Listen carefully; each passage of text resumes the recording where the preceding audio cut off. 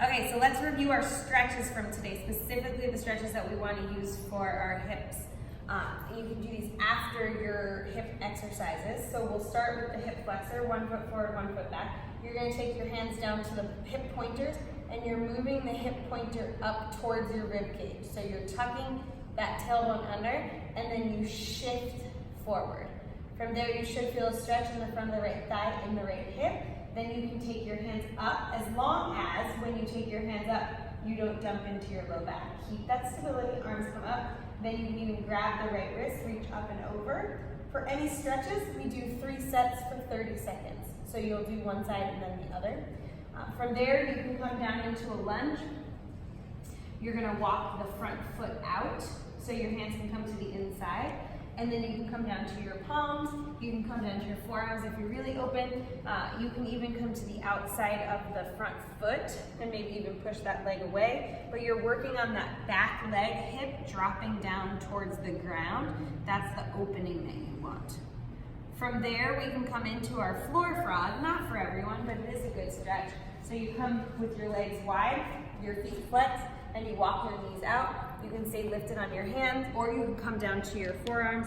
You're gonna hold that for about 30 seconds, and then you'll come out of it. To come out of it, you just kind of wiggle in.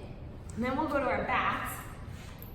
So we'll start with a piriformis stretch by crossing our ankle up and over. So right leg up, cross over the left thigh. You can come in here and grab behind the left thigh. You should feel a stretch in that right butt. You can push that leg away. If you feel really open and you want, you can grab behind the left calf and straighten through the leg, but just make sure you're not losing the integrity of the stretch. From there, you can lengthen that left leg out and take that right knee and cross it up and over to the left shoulder, finding the area where you're comfortable. Some people complain of pinching in the front of the hip. Just see how it feels for you. If you get a lot of pinching, just kind of lessen that stretch or move it. So you'll do that on both sides. Then you're gonna grab your strap.